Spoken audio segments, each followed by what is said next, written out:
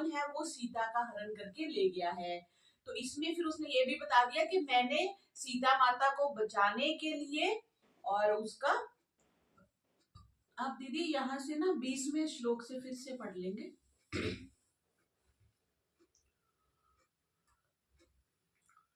त्वया विरहिता, त्वया विरहिता देवी लक्ष्मणेन च राघव हे माना मया दृष्टा रामनेन बलियसा। हे राम, आपकी और लक्ष्मण की अनुपस्थिति में सूने आश्रम से सीता का अपहरण करके ले जाते हुए महाबली रावण को मैंने देखा है। तो इस तरह रावण ने एक बार जटायु ने जो मुख्य बात थी, क्योंकि वो मरणासन हुआ पड़ा था, उसने जल्दी से श्री राम के कानों में डाल दी। सीतां भयवपनोऽहं रावणश्च रणे मया विध्वंसति रथ शास्त्र पातितो धरणी तले। हे राम, संकट में पड़ी हुई सीता की रक्षा के लिए मैंने रावण का सामना किया और उससे युद्ध करके उसके रथ को तोड़कर भूमि पर गिरा दिया। एतदस्य धनुर्भगन् मेतदस्य शरावरम् परीक्षान्तस्य मे पक्षौ तिष्ठत्वा खड्गेन रावणः सीतामादाय वैदेहीम् उत्पात विहायसं रक्षसा निहतं पूर्वं न माम हन्तुं त्वमर्हसि। यह उसका टूटा हुआ धनुष पड़ा है। धनुष तो श्री राम ने पहले ही देख लिया था, धनुष उसका पड़ा है और ये उसके श्रेष्ठ बाण है। 2 तरकश बाणों से भरे हुए वहां पड़े थे। हे राम, जब मैं युद्ध करते करते थक गया तब रावण ने अपनी तलवार से मेरे कंधों को काट डाला और सीता को लेकर आकाश मार्ग से चला गया।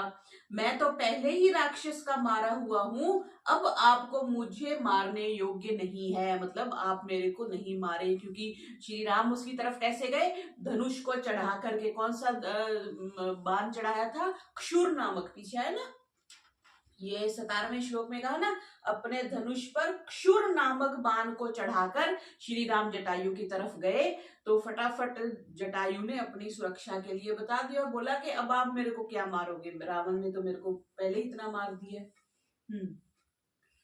रामस्तस्य तु विज्ञाय पाशपूरन् मुखस्तदा द्विगुणीकृता पार्थ सीता सक्तां प्रियां कथां धृतराजं परिष्वज्य परित्यज्य महधनु निपातावशो भूमौ रुरोध सह लक्ष्मणः। जटायु से प्राणप्रिय सीता का वृतांत सुन और उसकी दीनहीन दशा को देखकर श्री राम का मुख आंसुओं से परिपूर्ण हो गया और उनका संताप द्विगुणित हो गया। मतलब उनका जो दुख था वो दुगना हो गया। उन्होंने अपने धनुष को फेंककर जटायु को हृदय से लगा लिया और वे विवश होकर पृथ्वी पर गिर पड़े और लक्ष्मण सहित फूट फूट कर रोने लगे।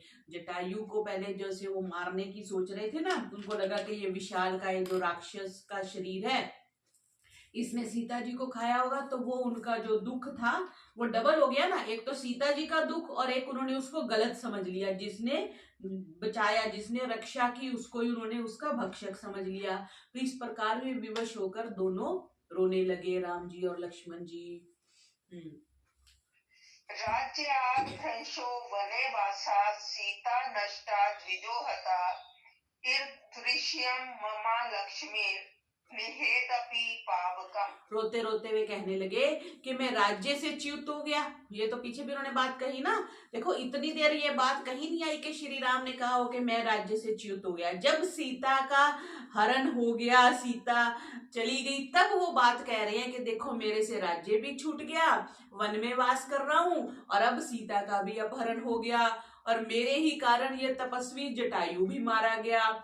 ये सब मेरे खोटे भाग्य का परिणाम है। मम अलक्ष्मी निर्हेदपि पावकम, ये मेरे मतलब बुरे भाग्य का परिणाम है। इस प्रकार का भाग्य अग्नि को भी भस्म कर सकता है।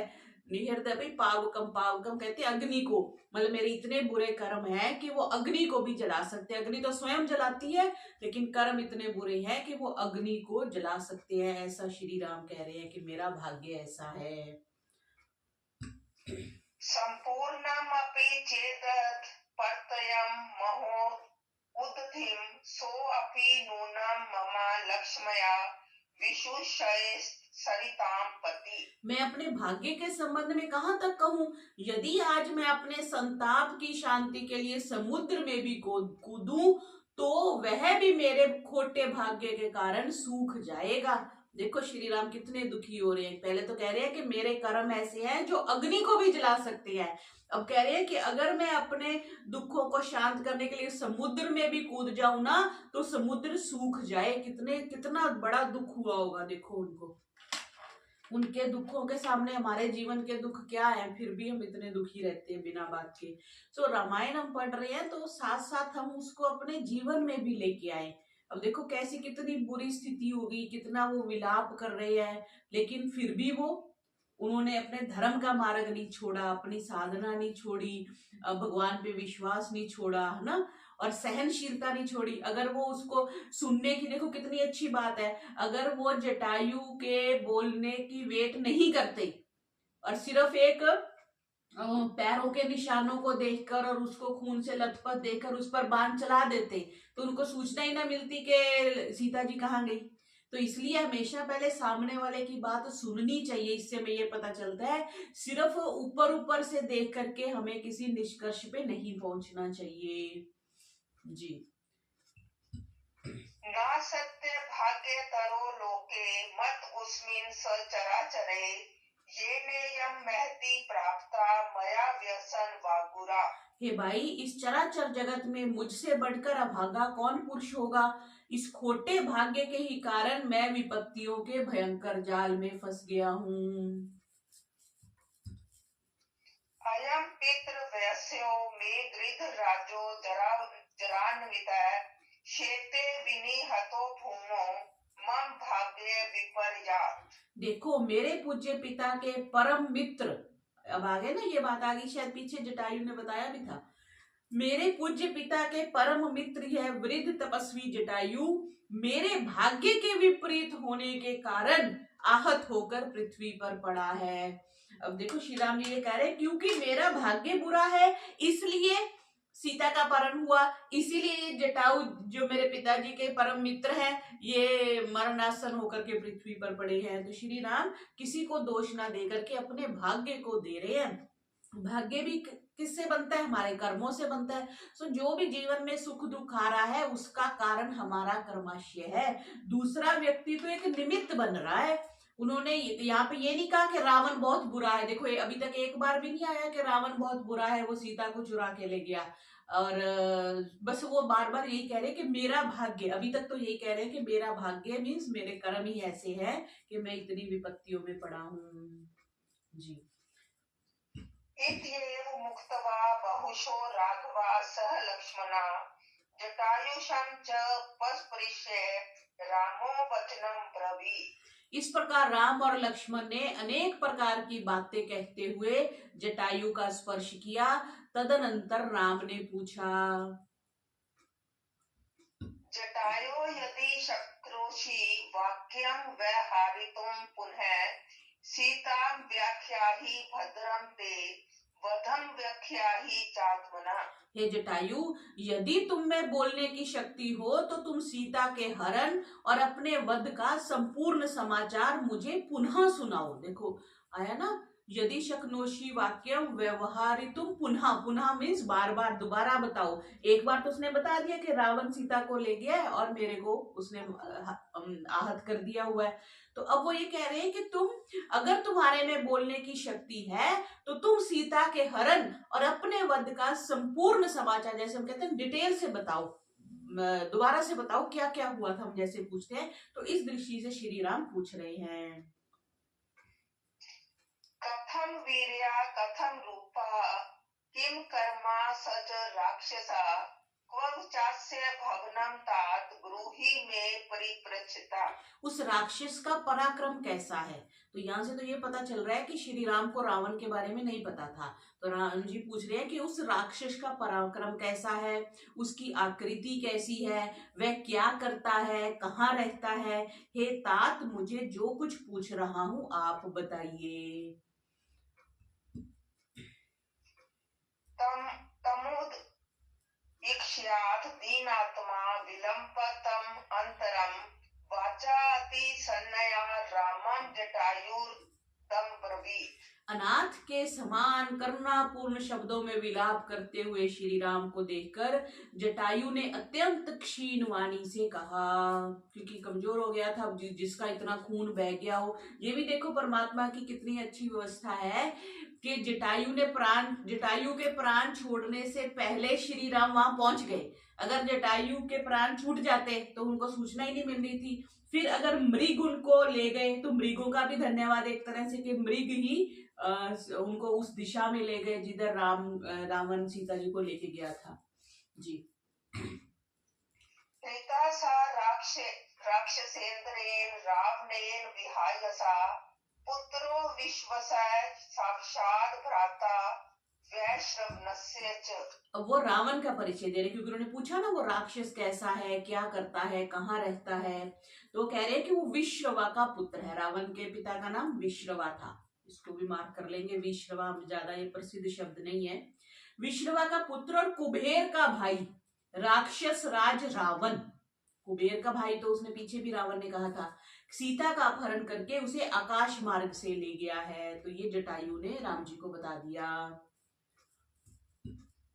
परीक्षान्तस्य मेतात् पक्षौ चित्वा च राक्षसा सीतामादाय वैदेहीं पर्याप्तो दक्षिणां दिशम। जब मैं उस दुष्ट के साथ युद्ध करते करते थक गया, तब वह मेरे कंधों को काटकर सीता को लेकर दक्षिण दिशा की ओर चला गया। देखो दिशा भी पता, इससे ये भी पता चलता है हमें भी जीवन में दिशा देखनी चाहिए। जैसे हम दिशा कब देखते हैं, जब हमने यज्ञ किसी के यहाँ नई जगह पे यज्ञ करना होता है, तब हम दिशा देखते हैं। अदरवाइज जब भी आप घर खरीदें, किसी के घर में जाएं, शाम को संध्या उपासना में बैठे, ध्यान में बैठे, तो दिशा जरूर देखनी होती है। हम पूर्व की तरफ मुंह करके बैठे या उत्तर की मुंह तरफ करके बैठे, इसको हम ये नहीं कह सकते कि ये तो बड़ी वो क्या उसको बोलते हो, वहम करने वाली बात है। लेकिन दिशा का बहुत प्रभाव पड़ता है। आप पश्चिम की तरफ तो नहीं बैठे हुए, आप दक्षिण की तरफ सिर करके तो नहीं सो रहे। तो अब राक्षस राज को पता था, अब जंगल में है ना वो, वहां पे दिशाएं तो नहीं बनी हुई, लेकिन उसको पता है कि दक्षिण दिशा में गए। ऐसे हमें भी, हम क्या कहते हैं, बस स्टैंड की तरफ गया है, रेलवे स्टेशन की तरफ गया है, लेकिन हम दिशा का ध्यान नहीं रखते। मैंने तो ऐसा महसूस किया है कि आजकल हम दिशाओं का बिल्कुल प्रयोग नहीं करते। पुराने लोग बोलते थे वो पूर्व की तरफ है ना जो गांव, उसमें ऐसा था, वो उत्तर की तरफ वो जो सड़क जाती है। तो पुराने लोग दिशाओं का बड़ा प्रयोग करते थे, हम लोग अब नहीं करते। एटलीस्ट मैंने तो नहीं देखा। तो ये हमें प्रयोग करना चाहिए कि किस दिशा की बात है। तो यहाँ पे उसने बता दिया कि वो आकाश मार्ग से गया है और दक्षिण दिशा की ओर गया है। जी। इत्युक्त्वा दुर्लभान् प्राणान् मुमोच पतगेश्वरा गतासुं तं गृध्रं प्रेक्ष्य राम्य सौमित्रीं ब्रवीत्। ऐसा कहकर तपस्वी जटायु ने अपने दुर्लभ प्राणों को त्याग दिया। देखो कितना कुछ समय था बेचारे के पास। उसे प्राणहीन देखकर श्री राम ने लक्ष्मण से कहा,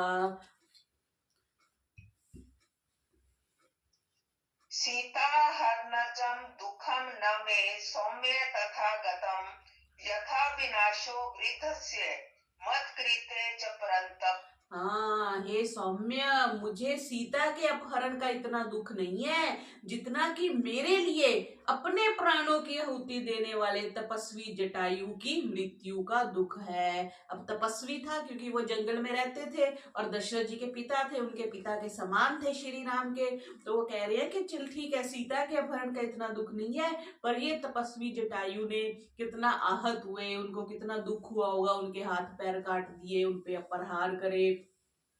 तो इसके लिए तुलसीदास जी ने भी लिखा, सीता हरन तात जन कहियु पिता सन जाई, जो में राम तकुल सहित कही दशानन आई। इसको साथ साथ तो नहीं हम देख सकते, फिर भी तुलसीदास जी ने काव्य के रूप में काफी अच्छे तरीके से श्री राम की कथा को दर्श किया है। तो इसमें श्री राम जी और लक्ष्मण जी के सामने जटायु ने अपने प्राण त्याग दिए। ओम ओम।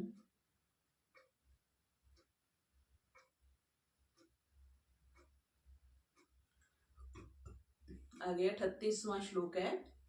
राजा दशरथः श्रीमान यथा मम महायशः पूजनीयश्च मान्यश्च तथा अयम पतगेश्वर। जिस प्रकार महायशस्वी महाराज दशरथ मेरे पूज्य एवं मान्य है, उसी प्रकार यह तपस्वी राज जटायु भी मेरे लिए आदरणीय है।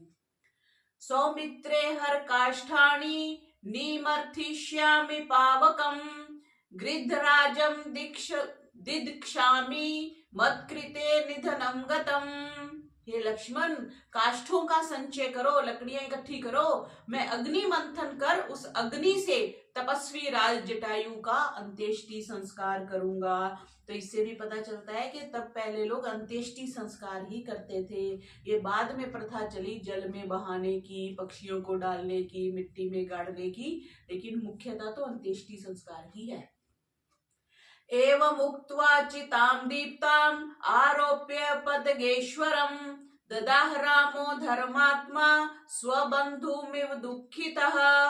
ऐसा कहकर उस तपस्वी श्रेष्ठ जटायु के मृत शरीर को चिता पर रखकर धर्मात्मा राम ने दुखी होकर अपने बंधु बांधवों की भांति जटायु का दाह कर्म किया। तो इस प्रकार श्री राम और लक्ष्मण ने मिलकर के जटायु का अंतिम संस्कार किया।